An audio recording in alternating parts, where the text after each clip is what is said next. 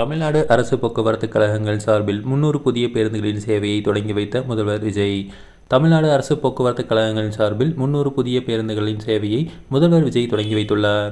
3 நாட்களாக இந்த பேருந்துகள் சென்னையில் நிறுத்தி வைக்கப்பட்டுள்ளதாக அரசியல் கட்சி தலைவர்கள் விமர்சனம் செய்த நிலையில் இன்று பேருந்து சேவையை முதல்வர் விஜய் தொடங்கி வைத்தார். மேலும் பேருந்துகள் நிறுத்தி வைக்கப்பட்டது தொடர்பாகவும் அதிகாரிகள் தரப்பும் விளக்கம் அளிக்கப்பட்டுள்ளது. இந்தியாவிலேயே சிறந்த போக்குவரத்து உள்கட்டமைப்புகளை கொண்ட மாநிலங்களில் ஒன்றாக தமிழ்நாடு அரசு இருக்கிறது. தமிழக அரசு போக்குவரத்து கழகம் சார்பில் இயக்கப்படும் பேருந்துகள் நாட்டிலேயே சிறந்த கட்டமைப்பை கொண்டதாக இருக்கிறது. அதை மேலும் மேம்படுத்தும் வகையில் மாநில அரசு சார்பில் புதிய பேருந்துகள் தொடர்ச்சியாக வாங்கப்பட்டு வருகிறது. தமிழ்நாட்டில் மொத்தம் 8 போக்குவரத்து கழகங்கள் உள்ளன. மாநகர போக்குவரத்து கழகம், விரைவு போக்குவரத்து கழகம் ஆகியவற்றின் தலைமை அலுவலகங்கள் சென்னையில் உள்ள நிலையில் மீதமுள்ள 6 போக்குவரத்து கழகங்கள் 24 மண்டலங்களாக பிரிக்கப்பட்டுள்ளன. இந்த போக்குவரத்து கழகங்களுக்கு புதிதாக வாங்கப்பட்ட 300 பேருந்துகள் தொடக்க விழா கடந்த 22ஆம் தேதி முதலமைச்சரின் பிறந்த நாளையொட்டி சென்னையில் நடைபெற உள்ளதாக கூறப்பட்டன. இதற்காக அந்த பேருந்துகள் சென்னைக்கு வரவழைக்கப்பட்டதாகவும், இருப்பினும் தொடக்க விழா நடத்தப்படாததால் அந்த பேருந்துகள் 3 நாட்களாக அப்படியே நிற்க வைக்கப்பட்டிருப்பதாகவும் கூறப்பட்டன.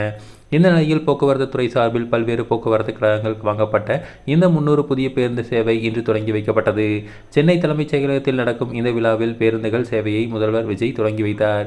சென்னை உட்பட 6 கோட்டங்களுக்கு புதிய பேருந்து சேவையை தொடங்கி வைத்தார். 127.21 கோடி மதிப்பில் வாங்கப்பட்ட 300 புதிய பேருந்துகள் பொதுமக்களின் பயன்பாட்டிற்காக அர்ப்பணிக்கப்பட்டுள்ளன.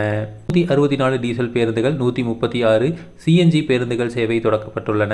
இந்த பேருந்துகள் சேவையை தொடங்கி வைத்து பேருந்தில் பயணம் செய்தார் விஜய். சென்னை, கோவை, மதுரை, திருச்சி, சேலம், விழுப்புரம் மற்றும் கும்பகோணம் உள்ளிட்ட அரசு போக்குவரத்து கழகங்கள் கீழ் 300 புதிய வழித்தடங்களில் இந்த பேருந்துகள் இணைக்கப்பட்டுள்ளன. இந்த தொடக்க விழாவை அடுத்து திருவல்லிக்கேணியிலிருந்து பெரம்பூர் செல்லும் 29A என்ற மாநகர பேருந்தில் முதலமைச்சர் விஜய் தனது தலைமைச் செயலகத்திலிருந்து கலங்கரை விளக்கம் பயணம் செய்து ஓட்டுநர் மற்றும் நடத்துனருக்கு தனது வாழ்த்துக்களை தெரிவித்தார்.